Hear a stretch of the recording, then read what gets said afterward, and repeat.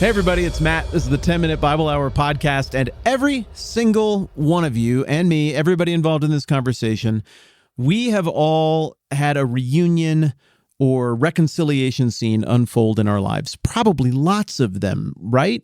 Because we're not even talking about like flaming hot, falling out kind of situations necessarily. Sometimes it's just distance or circumstances, or nobody did anything wrong and we just drift from each other. We live in different parts of the world, or our paths go different directions, or whatever.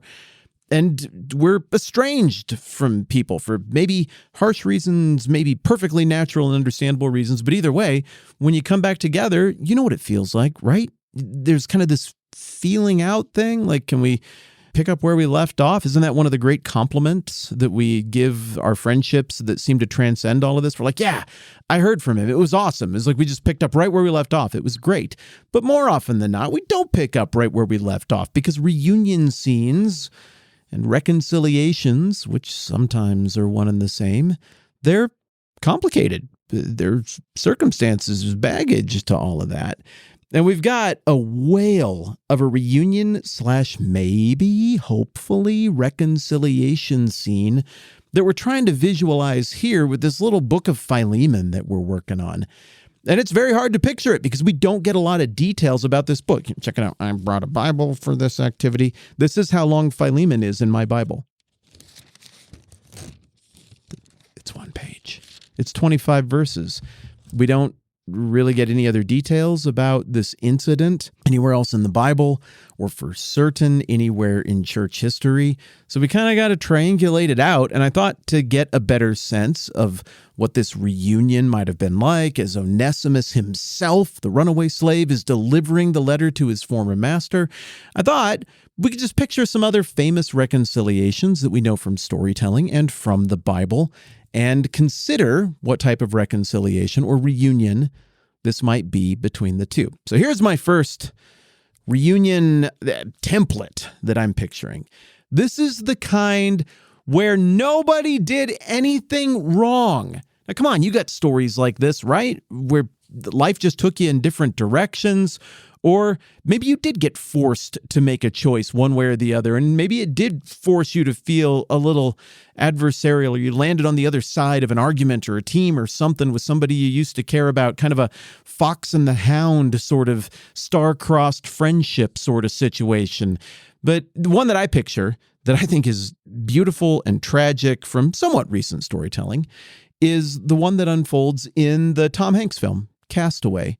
Right? Do you remember at the beginning of that movie, he's got somebody he loves, Helen Hunt, and he gets on his plane and they're going to get, like, they'll be back. That's like the whole thing that keeps him going while he's on the island. And you can't wait to see him get off that island and make his way back to his old love. But 4 years have passed.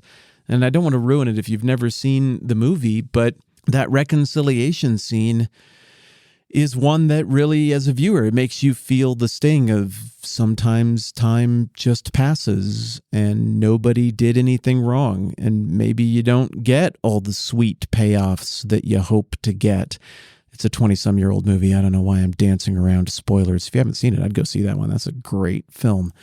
In the Bible, we have one like that. I mean, we have several like that. One that comes to mind for me is found in 1 Samuel 23. We hear about this great friendship between two young men, best pals, David and Jonathan. Jonathan's dad is the king, Saul.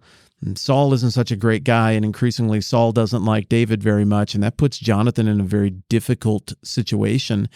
And ultimately, Jonathan can only lightly defy his father to help his father's rival, his best friend, David.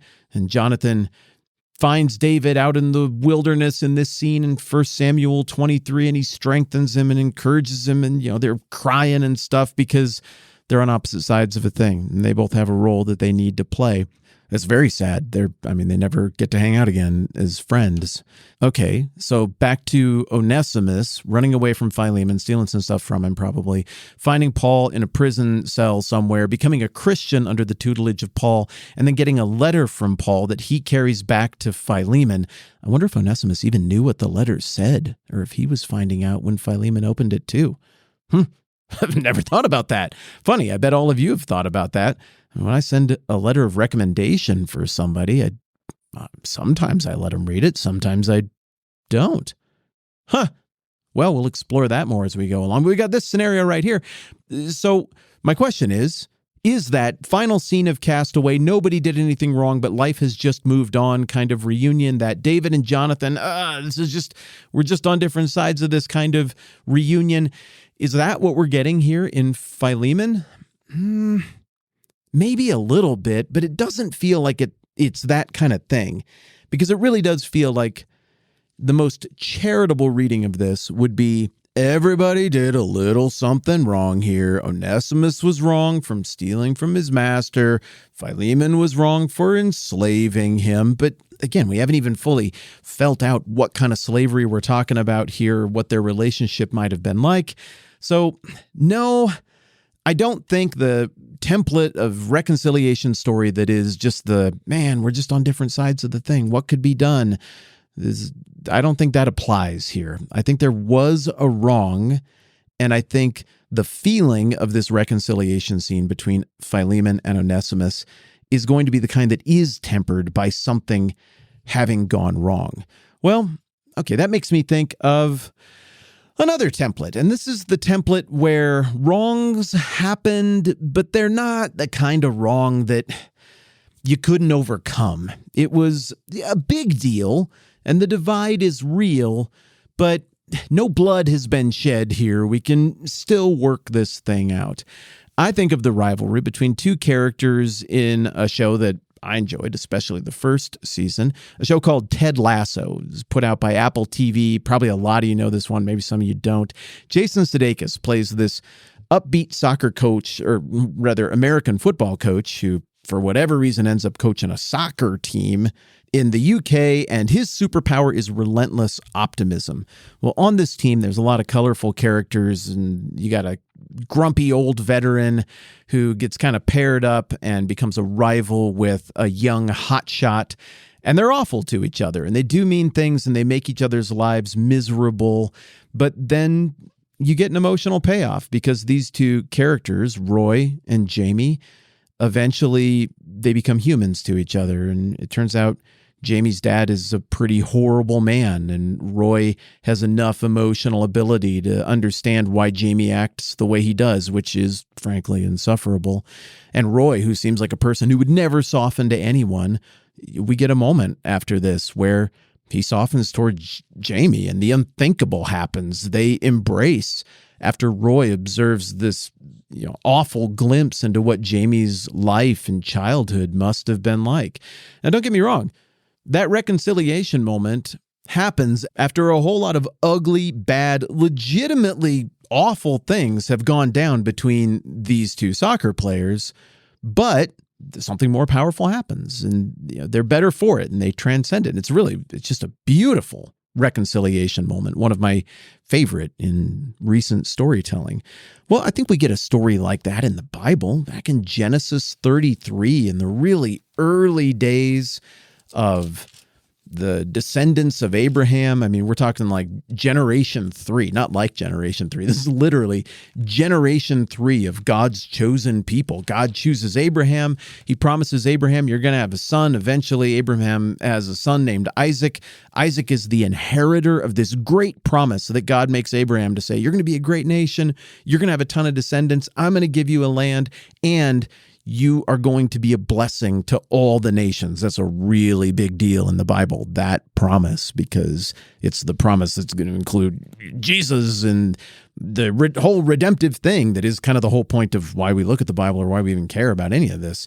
So that starts with this guy, Abraham. That's very exciting. Abraham has a kid named Isaac, and Isaac has twins named Jacob and Esau. Esau is the first one out barely. And the description of his birth is, I always get a kick out of it. I'm going to read it to you. Where's it at? That's not in 33. It's earlier.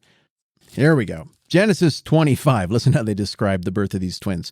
When the time came for her to give birth, there were twin boys in her womb. The first to come out was red, and its whole body was like a hairy garment. So they named him Esau, which apparently people smarter than me tell me just means like red, hairy baby. Apparently after this, his brother came out with his hand grasping Esau's heel, so he was named Jacob. Isaac was 60 years old when Rebekah gave birth to them. And they have, a predictable twin rivalry. Jacob's superpower is trickery. It gets him in a lot of trouble. It also gets him a lot of opportunities. And Jacob eventually really wrongs Esau. He tricks old man Isaac out of that generational blessing. Jacob tricks him out of it and gets that blessing handed down to him and his descendants instead of to Esau, who was technically, even if barely, the firstborn, to him and his descendants. And he knows he screwed up, so Jacob and Esau are parted. They go in different directions. Jacob lives out most of the days of his young life in, I guess, what we would now call modern-day Iraq, Mesopotamia.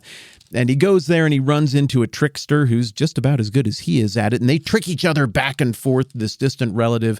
Jacob gets a couple of wives out of the deal. The Bible does not promote that. It just tells the story in these very ancient times of what happened with households. And eventually the relationship with the eastern branch of the family, it runs its course. And Jacob, under pretty serious pressure, realizes he's got to go back to where Esau is. The preparation for this is incredible. Jacob figures out that, okay, I'm on Esau's territory and that's his camp or land right over there. And he sends servants and is like, hey, we're from Jacob. Hi.